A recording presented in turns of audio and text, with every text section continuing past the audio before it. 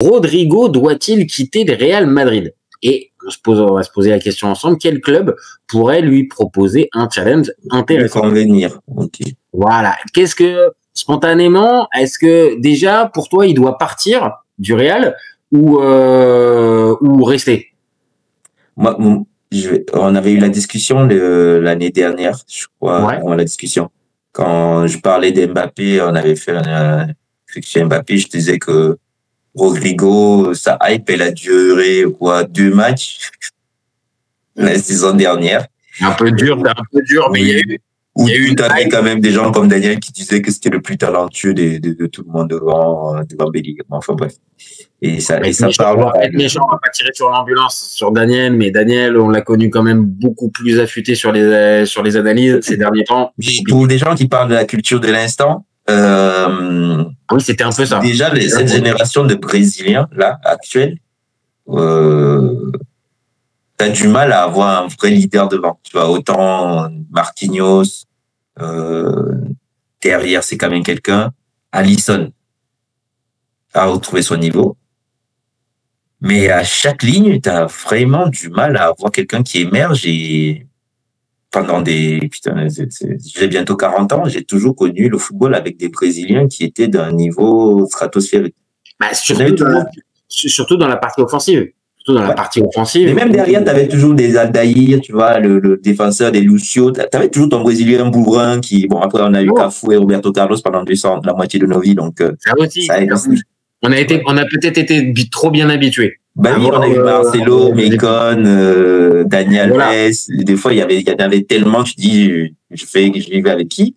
À l'époque, il y avait Maicon et Dani Alves au poste d'arrière droit. Franchement, bon courage pour arriver à trouver celui qui va jouer. Marcelo de l'autre côté. Et maintenant, tu arrives, tu es là, on te parle d'un Brésilien, tu es là. Tu vois, j'aime dire Thiago Henrique, il a une très bonne patte. Mais le fait qu'il soit sélectionnable en équipe du Brésil, je suis en mode, c'est quand même devenu compliqué l'équipe du Brésil. Non, c'est sûr. Et pour en revenir à notre débat, ça montre aussi ce que tu veux dire. Peut-être je te paraphrase, mais Rodrigo, c'est à l'image de ça, c'est-à-dire de cette génération, il y a du talent, mais est-ce que c'est véritablement le top player dont on nous parle? Oui, c'est un joueur correct en doublant, tu vois. Là, Rodrigo, tu peux pas dire tu dis clairement qu'il est moins bon qu'un Saka. La preuve, de toutes les façons, qu'est-ce qu'ils font en équipe du Brésil, ces gens-là?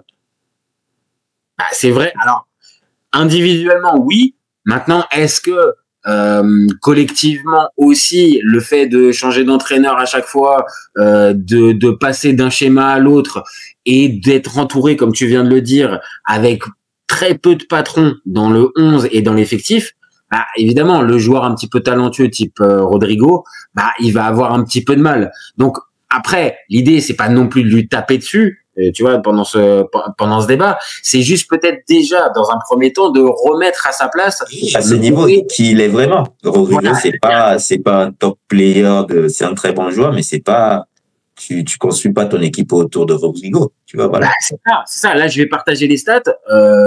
Alors, avec le Real, c'est pas mal. 270 matchs, 68 buts, 51 passes décisives. Donc, il a quand même joué ses matchs, mine de rien. 1 sur 3, tu vois, voilà.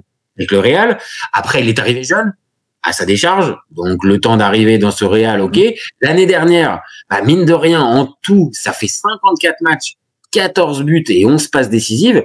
Donc, pour un joueur, là où je te rejoins, pour un joueur dont on nous parle comme une pépite, le meilleur des trois avec Vinicius et Mbappé, bon, quand même, je pense qu'il y a dosé. Et pourtant, malgré, je pense, ce dosage qu'il doit y avoir, je regarde, pareil, je repartage les stats, Transfermarkt le valorise à 90 millions d'euros. Pour moi, Rodrigo, il vaut jamais. Après, c'est un très bon joueur collectif dans une équipe qui tourne. Là, Rodrigo, tu le mets dans une équipe, parce qu'il y en a de plus en plus ce type d'équipe. J'ai l'impression qu'on est tombé dans un football un peu guardiolesque où les joueurs n'ont plus tellement les joueurs sont plus au-dessus de l'effectif niveau talent, tu vois. Même quand tu prends Liverpool, quelque part, le seul mec que tu fais sortir du lot offensivement, parce que c'est quand même quelqu'un, c'est Mohamed Salah. Et dans les cages, tu as Alisson. Sinon, tous les autres, tu as l'impression que le coach il peut décider de les remplacer et l'effectif est tellement bien fait que tu ne te rends pas tellement compte. Il y a Van Dijk quand même. Ah, Van Dijk, pardon, j'ai oublié. Et Konaté, tu vois, c'est même le duo. La charnière, mais je suis d'accord. C'est-à-dire que il y a beaucoup de joueurs maintenant dans le foot actuel qui sont pas interchangeables. Mais ok, il y a la qualité, le joueur est bon, il peut être même sur une bonne phase.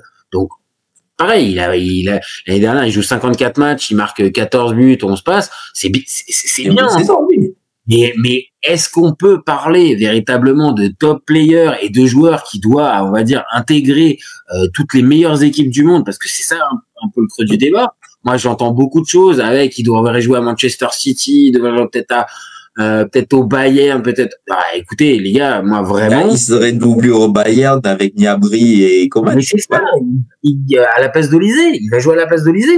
Pour moi, il joue pas à la place d'Olysée, il joue pas à la place. Hein. Enfin, tu vois ce que je veux dire? Et il y a surtout qu'Olysée, il allait prendre sa place. Hein. On lui a pas donné l'année dernière de mettre des gens sur le banc. Il allait lâcher. C'est ça. Donc après, Rodrigo, je pense. Alors après, peut-être que c'est un peu trop tranché, mais moi, c'est ma manière de voir. Alors, je dis pas d'aller dans un club moyen, mais je pense que s'il veut continuer sa progression, je pense qu'il doit aller dans un club moins huppé. De toute façon, ils seront tous moins huppés que le Real, mais d'une deuxième catégorie, quitte à peut-être baisser en termes de compétitivité du club, mais par contre, que ça soit véritablement un titulaire à part entière et qu'il joue véritablement quasiment tous les matchs. Là, il peut même pas. Il a toujours joué à droite. Je l'ai jamais vu dans un schéma à gauche. Je l'aurais vu à Arsenal jouer côté gauche parce que Saka, tu peux pas le bouger. À la place de Martinelli, qui joue beaucoup. Ouais, franchement, là, ça peut me parler. Arsenal, même si, désolé les supporters des Gunners, ça reste un club important d'Angleterre, ça reste quand même un ton en dessous des très gros s'ils ont fait une demi-finale de Ligue des Champions, mais ça reste un ton en dessous. Et je pense que ce type de club-là pourrait lui permettre, tu vois, et j'ai peur que ses agents et lui, portés un petit peu par l'expérience réelle, les titres et ceci, en fait, il veuille encore un très très haut club. Et pour moi, je pense que c'est pas la bonne idée. Donc, mais je dis même au PSG, il joue pas. Ah non. S'il planiche déjà dans le vestiaire du Real au PSG, bonjour. Ah non, très clairement. Comme tu viens de dire, au PSG, il est pas titulaire. Même à City. À City, s'il était pareil, à gauche, Doku, pour moi, c'est. Bon, après, moi, je fais une fixette sur Doku, mais. Non, mais je peux te rejoindre. Je peux te rejoindre. Doku, il a des qualités. Maintenant, on peut pas dire depuis qu'il est arrivé qu'il a mis tout le monde d'accord, comme par exemple Riyad Mahrez quand il est arrivé et il a véritablement préempté le. Comme quoi, City pourrait, mais après City n'a pas envie non plus de. Oui, c'est ça.